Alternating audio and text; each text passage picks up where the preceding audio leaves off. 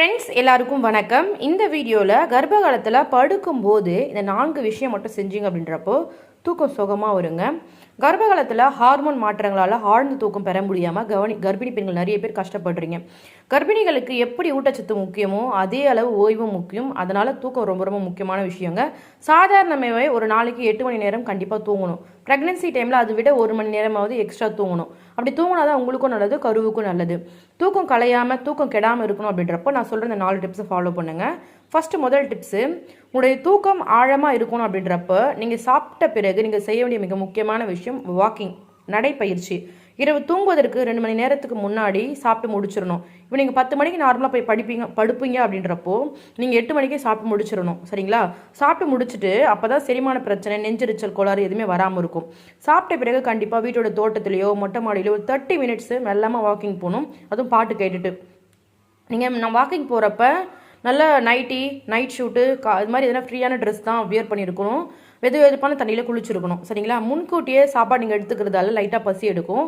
Night தூங்க போகிறதுக்கு முன்னாடி ஒரு டம்ளர் வெதுவாக பால் குடிக்கலாம். இப்போ நீங்கள் இந்த வாக்கிங் போயிருக்கீங்க, கொஞ்சம் உடம்பு டயர்டாக இருக்கும், ப்ளஸ் நீங்கள் பால் குடிச்சிருக்கீங்க, கொஞ்சம் இன்னும் நல்லாயிருக்கும். 3வது, நீங்கள் ஹாட் வாட்டர் பாத் பண்ணியிருக்கீங்க, ரொம்ப இதமாக இருக்கும். இதெல்லாம் பண்ணுறப்போ ஆட்டோமேட்டிக்காக உங்களுக்கு தூக்கம் வந்துடும். அதனால் ஆட்டோமேட்டிக்காக தூங்க போயிடுவீங்க. அடுத்து சிறுநீர் கழிச்சுட்டு நீங்கள் தூங்க போகணும். அதுக்கப்புறம் நிறைய தண்ணியும் குடிக்கக்கூடாது. சரிங்களா? இதை பண்ணுங்கள், ஓரளவு தூக்கம் வந்துடும். 2வது, கர்ப்பிணி பெண் வசதியாக மெத்தையில் கட்டின் மீது படுக்கணுன்ற அவசியம்லாம் கிடையாது. கீழே பாய் விரிச்சு கூட படுக்கலாம். எங்கே படுத்தாலும் வசதியாக உங்களுக்கு அசௌகரியம் இல்லாமல் பார்த்துக்கணும். குறிப்பாக தலையணைகள் கர்ப்ப காலத்தில் பயன்படுத்த வேண்டியது ரொம்ப முக்கியமான விஷயம். ப்ரெக்னன்சிக்கு தனியாக பில்லோலாம் விற்கிறாங்க, அதால் வாங்க முடிஞ்சவங்க கண்டிப்பாக வாங்கிக்கோங்க. சிலருக்கு கை கால்கள்லாம் வீக்கம் இருக்கும்.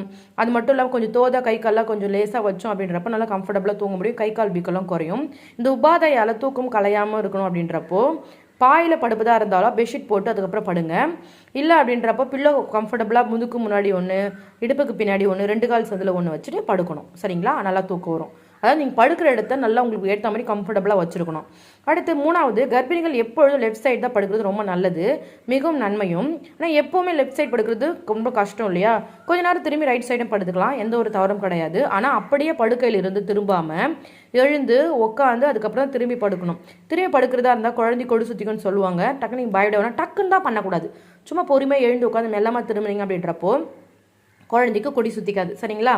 செகண்ட் ட்ரைமஸ்டரில் கர்ப்பிணி பெண்கள் மல்லாந்து படுக்கக்கூடாது. சரிங்களா? ஏன்னா கருப்பை ரத்த குழாய்களை அழுத்தி பாப்பாவுக்கு ப்ரீத்திங் ப்ராப்ளம் வரும், ரத்த ஓட்டம் கொஞ்சம் ஸ்லோவாக போகும். அது மட்டும் இல்லாமல் குப்புற படுக்கவும் கூடாது. கருவோட வளர்ச்சி அதிகரிக்க கர்ப்பிணி பெண்கள் குப்புற படுக்கவும் முடியாது, மல்லாந்து படுக்கவும் முடியாது. அதனால் பழக்க தோஷத்தில் ஒரு வேளை படுத்துட்டீங்க அப்படின்னா கூட எந்த ஒரு தவறும் கிடையாது. ஒரு ஃபியூ மினிட்ஸ் மல்லாந்து படுக்கிறதோ குழந்தைக்கு எந்த ஒரு ஆபத்தும் ஏற்படுத்தாது. 4வது விஷயம், நீங்கள் படுக்கிற இடம் நல்லா காற்று நல்லா ஃப்ரீயாக வரணும், கொசு தொல்லை இல்லாமல் இருக்கணும், நல்லா ஃப்ரீயாக கம்ஃபர்டபுளாக இருக்கணும், நல்ல ஒரு ஸ்மெல் வரணும், பெட்ஷீட்டை வீக்லி ஒன்ஸ் துவைச்சிட்டே இருக்கணும், ரொம்ப நீங்கள் க்ளீனாக ஹைஜிக்காக இருக்கணும். இது இடுக்கான இடத்துல தூங்கினீங்கன்னா சத்தியமாக உங்களுக்கு தூக்கம் வராது. அதேமாதிரி குழந்தைங்களை படுக்க வச்சுக்க வேணாம். பக்கத்தில் முதல் குழந்தை இருக்குன்றப்போ வீட்டுக்காரர்கிட்ட இல்லை பாட்டி யாராச்சும் அவங்ககிட்ட கொடுத்துருங்க. குழந்தைங்க தூங்க கலகத்தில் உதச்சாங்க அப்படின்றப்போ டக்குன்னு வயிற்று மேலே தான் பட்டுரும். ஏசி இருந்துச்சு அப்படின்றப்ப பிரச்சனை இல்லை. ஏசி இல்லைன்றப்போ ஜனம் காலத்தை நல்லா திறந்து வச்சு ஃப்ரீயாக படுத்துக்கோங்க. படுக்கையை சுற்றி எப்பவுமே அழகாக தூங்கி எழுந்தவொடனே ஏதாச்சும் ஒரு அழகாக படம் வந்து மாட்டி வச்சுக்கோங்க. அதை பார்க்குற மாதிரி பேபி ஃபோட்டோஸு நல்லா இது மாதிரி. அதேமாதிரி தூங்க போகிறது மாதிரி நல்லா ஹெட்செட்லேயோ இல்லை சாதாரணமாக ஒரு பாட்டு வச்சுட்டு நீங்கள் கேட்டிங்க அப்படின்னா கூட மனசுக்கு ரொம்ப இதமாக இருக்கும். தூக்கம் வராத சமயத்தில் கூட தூக்கம் வரும். சரி, எனக்கு நார்மலாக சுத்தமாக தூக்கம் வராதுன்றவங்க சும்மா ஒரு புக் ஏதாச்சும் எடுத்து படிச்சிங்கன்னா தூக்கம் வந்துடும். இது மாதிரி புக்ஸ் எனக்கு தூக்கம் வரன்றப்ப டக்குனா ஒரு புக்ஸ் எடுத்து படிக்க ஆரம்பிச்சிடும், எனக்கு தூக்கம் வந்துடுங்க. அதே மாதிரி வந்து இந்த ஃபோனை நிறைய நோண்டிகிட்டே இருக்காதீங்க. நிறைய நோண்டிகிட்டே இருந்தீங்கன்னா உங்களுக்கு தூக்கம் வராமல் போயிடும். அதே மாதிரி செல்ஃபோனை எடுத்து வெளியே வச்சுட்டு அதுக்கப்புறம் நீங்கள் பெட்ரூம்குள்ளே வரணும். சரிங்களா? பாட்டு கேட்குறது அப்படின்னா கூட தூரமாக வச்சுட்டு தான் கேட்கணும். சரிங்களா? ஏன்னா செல்ஃபோன் ரொம்ப பக்கத்தில் வச்சு தலையணைக்கெல்லாம் பக்கத்தில் வச்சிங்கன்னா அதுலேருந்து கதிர்வீச்சு வந்து குழந்தைக்கு பாதிப்பை உண்டாக்கும். ஸோ இப்போ நான் சொன்ன விஷயங்கள் ரொம்ப சிம்பிளான விஷயங்கள் தான்.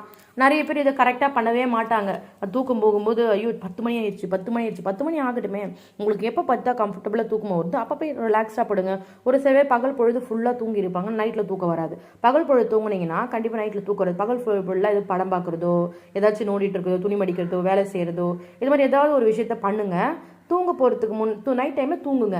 பகல் பொழுது முழிச்சிட்டே இருந்தீங்க அப்படின்றப்ப நைட் லைனில் ஆட்டோமேட்டிக்காக உங்களுக்கு தூக்கம் வந்துங்க. உங்களுக்கு உடம்பு ரொம்ப களைப்பாயிடும். முடிஞ்சளவு வீட்டில் சின்ன சின்ன வேலைகள் செஞ்சீங்கன்றப்போ உங்கள் உடம்புல அந்த அசதி வந்து நீங்கள் தூங்க ஆரம்பிச்சிருவீங்க. ஸோ நைட் டைம் ரொம்ப தண்ணி குடிக்காதீங்க, ரொம்ப செரிமானம் ஆகாத பொருளையும் சாப்பிடாதீங்க. அதேமாதிரி நெஞ்சரிச்செல்லாம் வந்து புளியாப்பெல்லாம் வந்துடும். ஸோ அதனால் இப்போ நான் சொன்ன விஷயங்கள் நீங்கள் ஃபாலோ பண்ணிங்க அப்படின்றப்ப செம்மையாக சூப்பராக தூங்கலாங்க.